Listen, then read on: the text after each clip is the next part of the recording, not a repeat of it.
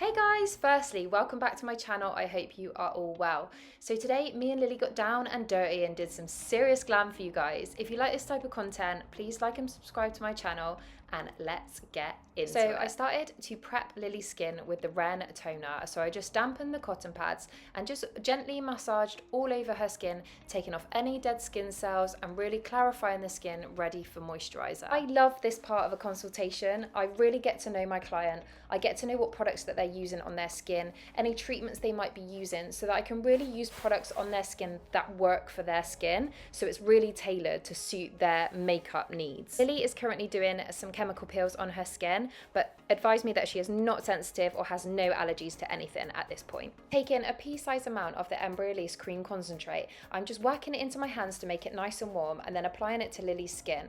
I love this product. I've used it for absolutely years. It is a staple in my kit. It can prime the skin, it can prep the skin, it can literally do everything. It's just enough hydration and it just looks amazing under makeup. You can also use Lilie as a mask and you can leave it overnight to really hydrate your skin, and you can also use it to take off your makeup as a makeup milk. So if you're looking for something that does kind of everything and you wanted to try something new, then I would definitely say Lilie cream concentrate is one to try. So I specialize in bridal makeup and makeup that needs to last. So I double prime the eyelids. So I start with the MAC 24-hour eye base. This is just a clear base that you put all over, but you do have to be careful that you don't leave like a gap. You have to go all the way up to the eyebrow and kind of all the way under the eyes so that it's seamless. Otherwise, when you're blending eyeshadow onto it, it catches on the smooth bits and then leaves the other bit textured like normal.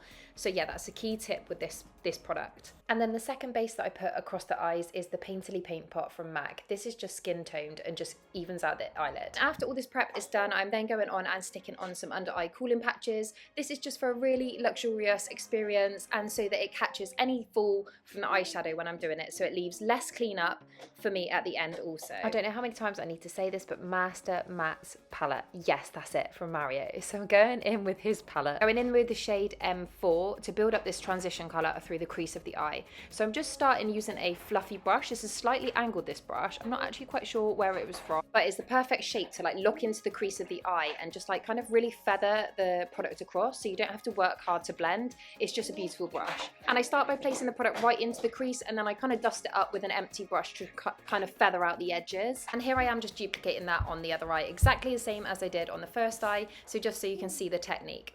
Then taking the shade M2 and just dusting this slightly higher than the shadow colour that I put on previously, just to soften it up to the brow bone. When I'm transitioning between one colour to the next, I literally just rub my brush on a tissue just to take off any excess product and then go in with a different colour. Makeup, you do not need to use loads of different brushes, just work smarter, not harder. Then using the shade M1, I'm just dusting this underneath the brow. This is to really give a brightened look and blend everything together up to kind of like the brow bone. I like to do this before I do brows so that I can run through any brow product and take off any dust that may have got into the brows. I also like that I have the option then to add shimmer under the brow bone if I think the look needs it, after I've kind of completed the eye, but I've got that brightness there and lift there under the brow already, so that I can just only add to that if I wish. So let's add some sass and smoke this baby up. So we're going in with shade 6 now from the palette, and I'm just using it on the outer C, the edge of the eye, just to give a really nice depth and a little bit of a smoky hue. I'm just using really light feathering motions with this brush just to kind of like bring the edges out and give them a nice bit of definition.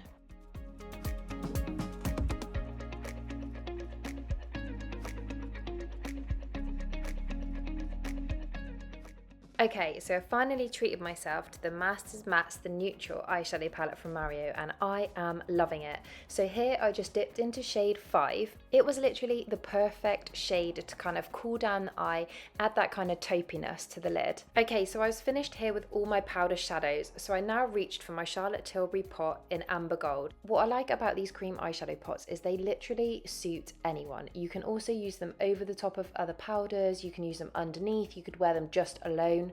They give like the nicest sheen that isn't like too sparkly, and you can always build on top of it. So you put it down as a base and then glitters and things can stick to it. So it's very versatile and it just looks absolutely beautiful on, as you can see here.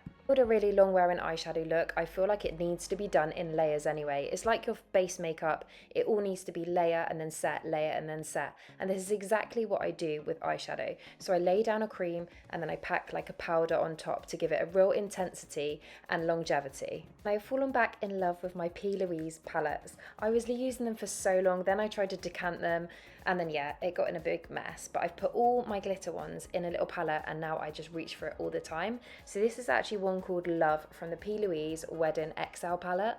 You cannot beat the glitter shadows in there. They are absolutely stunning. If you haven't tried them or haven't looked at the P. Louise shadows, you need to. Using the Dior Backstage Glow palette, I'm just brightening the inners of the eye. And absolutely no pressure, but I got to do a good liner here in front of you guys. So this is the One Size pen liner. I love this liner because it's waterproof. I actually used brown today, so it's a little more subtle. And I just started with the flick. So I start at the outer corner and draw on the flick first of all. I like to do it with the eyes looking straight forward, and I literally pull up only just slightly to keep the skin nice and taut whilst I'm drawing on, not lifting it so high that when I drop the eyebrow it will change the eyeliner completely. Then using the pen on its side, I literally lie it nearly flat against the eye and I work along the lash lines in tiny little sections until I'm completely happy. I only go about 3/4 of the way across the eye and not completely into the inner corner. The reason for this being is I just really want it to look nice and bright and open in the inner corner, and taking liner in there can sometimes make it quite dark, so I didn't want to do that. I wanted to keep the focus on the outer edge of the eye and really emphasize that shape. Okay, and then as you can see here, I've come around the front of Lilie to do her other eye so that I can see my symmetry and check that everything is going in the right direction. I also find talking to your client and getting them to look where you need them to look, so look down, look left, look right, will really pull the eye and keep your client's eye a bit more still when they've got somewhere to like focus on. The amount of times I've tried to do liner and they're looking here, there and everywhere or chatting away, and it's really hard to get it nice and clean. So make sure you kind of say to them, right, if you look down left and then do it there, and then look down right and then do it there, it will really keep their eyes a lot more steady for you. And taking my P. Louise brush, I'm just using the darkest shadow to really soften out that liner so that it's not really harsh. I wanted to just keep it smoked into the eyeshadow look, so just taking the brown shadow that I used there earlier and just going over and softening that in. And then when I was happy, I then moved on to underneath the eye, getting as close and as tight to that lash line as possible so that it looks really seamless later. I hate it when I look at makeup and I literally see the gap between like the under eye like shadow and the inner of the eye.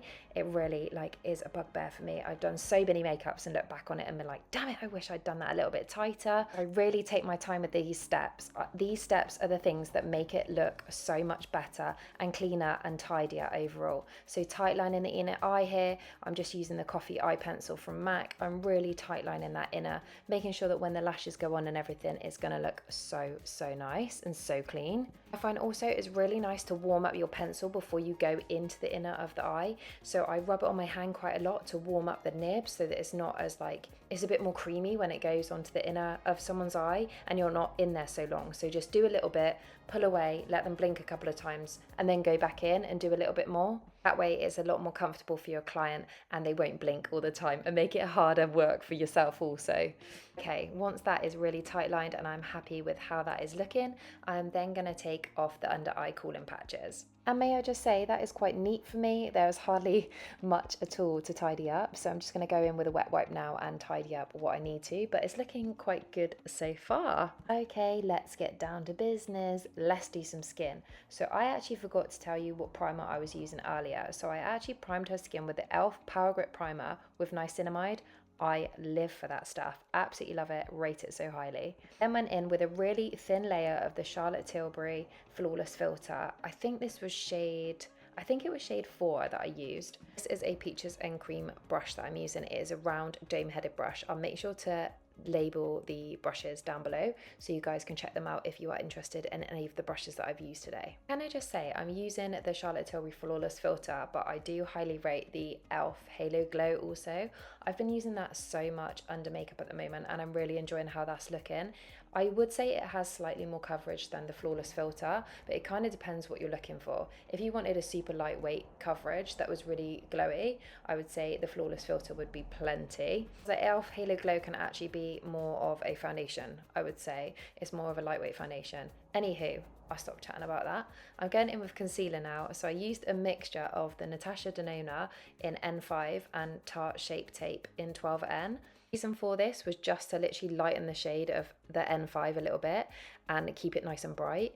But also I love the two textures. I love them mixed together. I'm loving like mixing all my products again at the moment and creating like a new product, and they're the best concealers in my eyes out there. So mixing them together makes them the absolute dream. And the way I like to apply the concealer is literally in a kind of triangle underneath the eye, and then I go up through the nose, down the nose, across the top lip, on the chin, and then I kind of scoop under the cheekbone and really brighten that whole area also. And then time for some contour. So I'm gonna shape the face today with the Pink Honey face frosting, and this stuff is just, I know I've said it a million times on my channel, but I do really love this stuff. I love the texture, I love how it blends on, I love the color, and yeah, it's just an absolute dream. So here I am just popping it around the hairline, on the cheeks, and then I go under the jawline also. Okay, I'm not gonna lie, this was in my kit, but I hardly ever reached for it. And the other day I picked it out and I thought, do you know what? This is literally the perfect pink.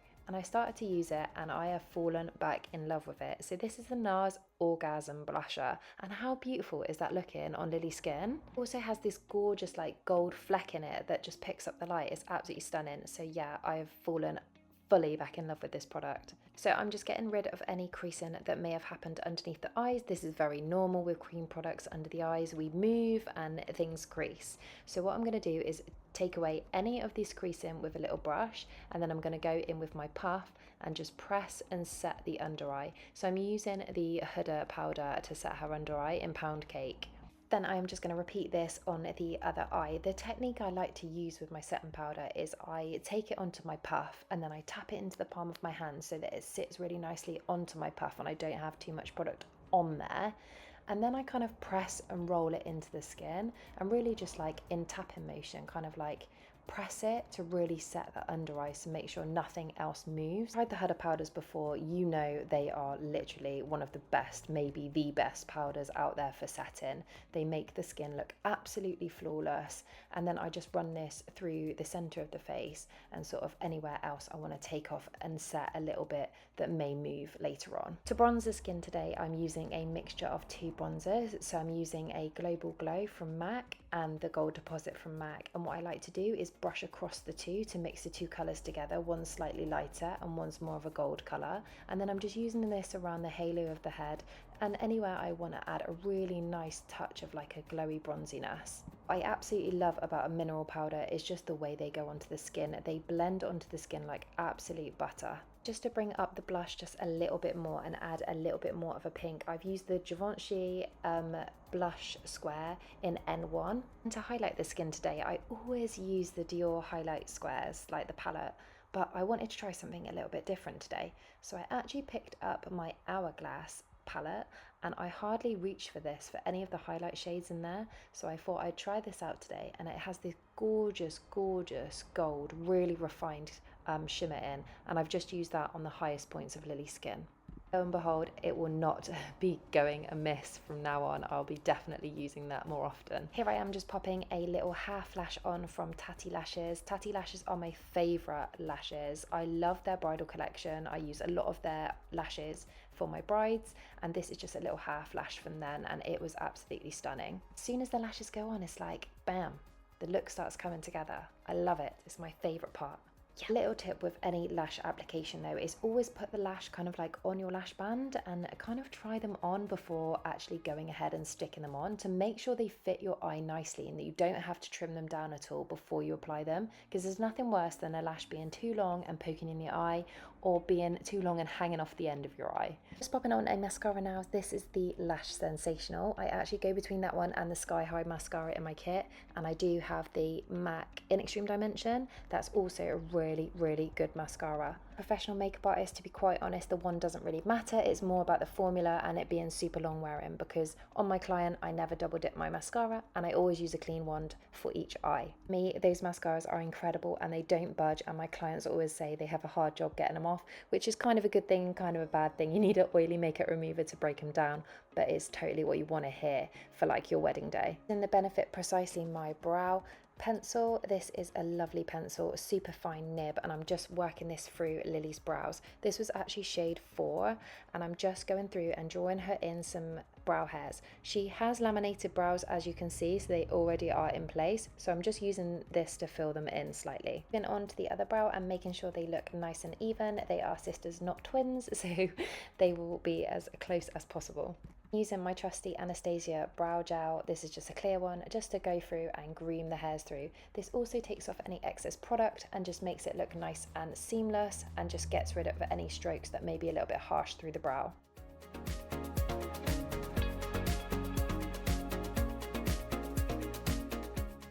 Then with the spoolie, I just use it on its end, so I've just got the point of the spoolie, and I'm literally just going to run through and coat those lashes, those bottom lashes, to make sure they are all coated with mascara to bring them forward, and then the same on the other eye. Then we use the most beautiful smelling stuff, the Sol de Janeiro Rio Sunset Body Glow. This stuff is insane and it smells so nice. So we just pop this all over her chest and over her shoulders, and yeah, she loved it. And at this point I then set the makeup into place, so I used the Charlotte Tilbury setting spray, and then I went in with the One Size setting spray over the top just to lock everything in place, and then move on to the lips. For the lips today, I used 2 pencils from Charlotte Tilbury. So I used the Iconic Nude first of all to map out her lip shape. So I used this just to literally give a little bit of shadow and work out where I was going to go on the lip line. And then I went in with the Foxy Brown lip liner over the top just to bring forward that shape. This is also a really good way to check with your client that they like the lip line that you have done, because some people like to overdraw and some people don't. So this is really personal how you have your lips. Lily loves big lips, so she was right up my street when I was like, do you want me to overdraw? She was like, hell yeah, girl, do what you gotta do.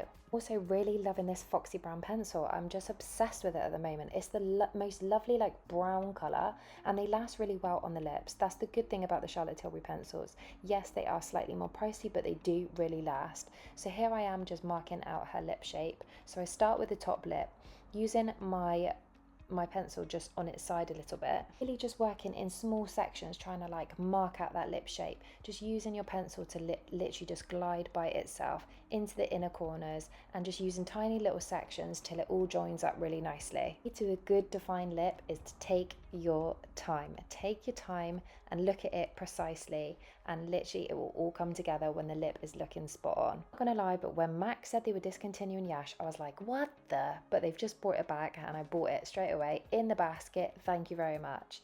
So on goes Yash. This is the most beautiful colour. I absolutely love it. It's the perfect nude, absolute perfect nude. Depending on what liner you put it with, you can adjust it to anything that you want it to be. I love it so much. And I popped a little bit of the Moon Lifter Gloss on top just to give it a nice bit of sheen, and we are good to go. Just want to say thank you so much for being with me and watching my tutorial today, and thank you to my gorgeous friend Lily for modelling for me. I'll see you in my next one. Bye!